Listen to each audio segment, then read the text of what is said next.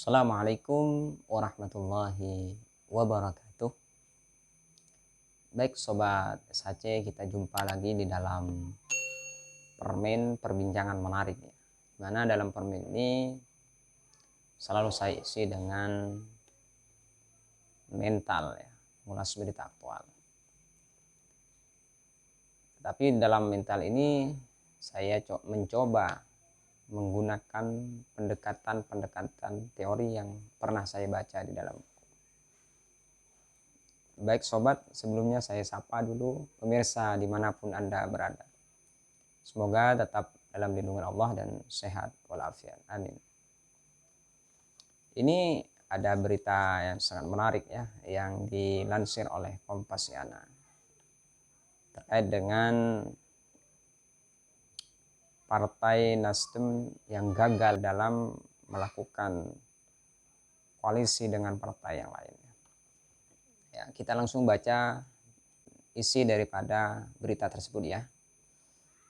Kompasiana, gagal deklarasi, bukti rencana koalisi Nasdem, PKS, dan Demokrat masih rapuh.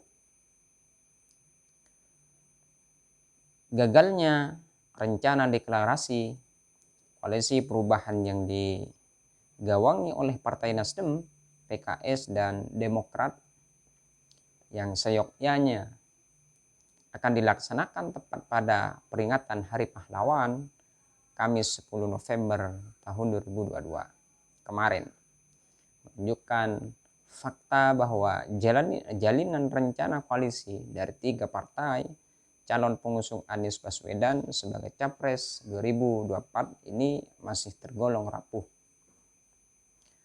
Kegagalan rencana deklarasi tersebut ini tengarai terjadi karena belum adanya kesepakatan pembagian jatah kue kekuasaan siapa dan mendapat apa antara Nasdem, PKS, dan Demokrat.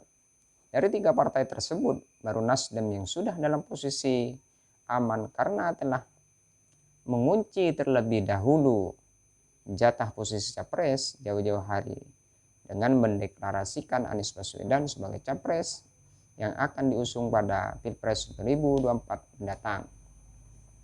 Nasdem sendiri tergolong berani membuat gebrakan dengan jauh-jauh hari telah mendeklarasikan Anies Baswedan sebagai capres yang akan diusung pada Pilpres 2024. Meskipun Anies bukan kader internal partai Nasdem serta belum mempunyai ikatan koalisi yang permanen sama sekali dengan partai-partai yang lain, alasan kuat Nasdem yang cepat memberikan tiket capres untuk Anies Baswedan sendiri disinyalir karena tingginya elektabilitas yang dimiliki oleh Anies dari hasil survei yang dirilis oleh berbagai lembaga survei. Sedangkan di posisi lain PKS dan Demokrat masih sama-sama kekeh untuk menjadikan salah satu kader terbaik mereka menduduki posisi capres mendampingi Anies Baswedan. Mengingat hanya ada satu nama bakal calon wakil presiden yang bisa mendampingi Anies dalam kontestasi Pilpres 2024 mendatang, maka antara PKS atau Demokrat harus ada salah satu dari mereka yang berlapang dada untuk melepas posisi wapres demi tetap berjalinnya rencana koalisi perubahan. Jika masih keduanya bertahan dengan ego masing-masing untuk mempertahankan posisi wapres, maka bukan tidak mungkin koalisi perubahan akan bubar di tengah jalan. Itulah mengapa bisa dikatakan bahwa koalisi antara Partai Nasdem, PKS, dan Demokrat yang menamakan diri mereka dengan nama koalisi perubahan masih sangat jauh dari kata matang. Bahkan boleh dibilang koalisi antara 3 partai mediocre yang berniat mengusung Anies Baswedan sebagai Capres 2024 ini masih sangat rapuh. Ya. Ini berita yang sangat menarik terkait dengan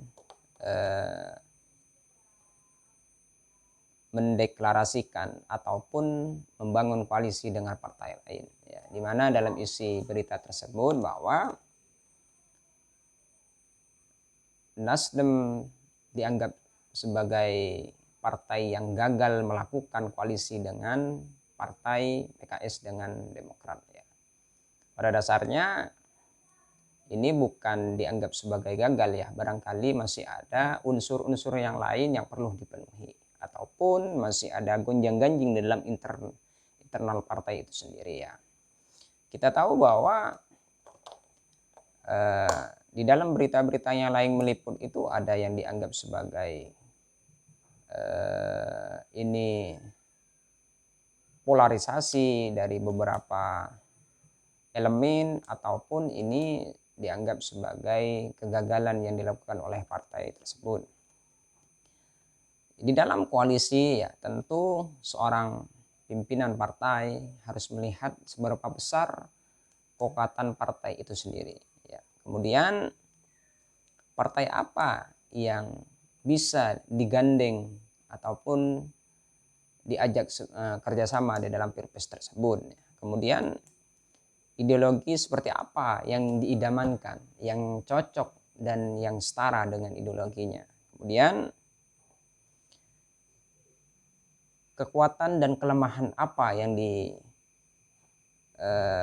ada dalam partai itu sendiri yang guna untuk mempengaruhi masa ke depannya, dan apa tantangan dan kekuatan yang dapat diperoleh dengan cara koalisi tersebut. Artinya di dalam melakukan koalisi, ya, memang diperhitungkan, ya.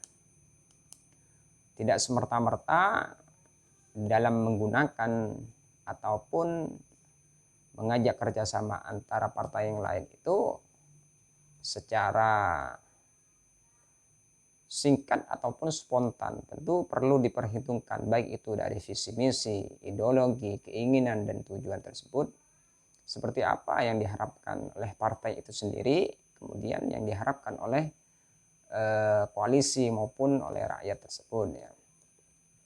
Jalinan antara PKS kemudian dengan Demokrat, ya, ini masih cair, dalam kategori masih cair, ya.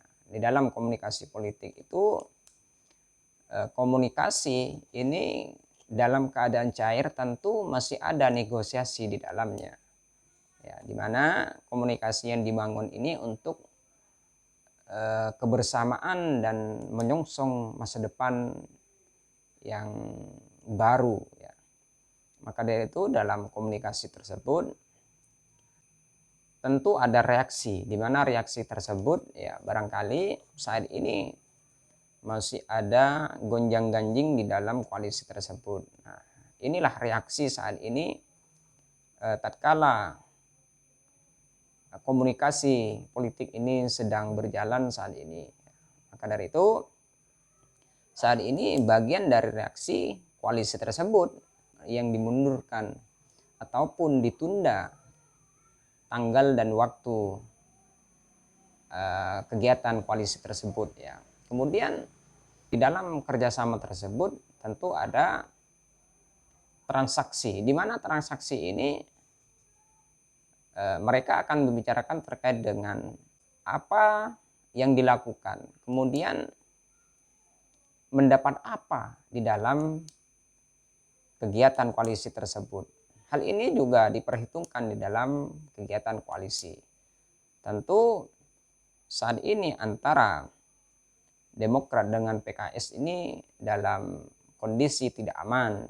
Maka dari itu, ya, barangkali ada jatah ataupun perbincangan yang diharapkan nantinya akan mendapat apa dalam melakukan koalisi tersebut, ya.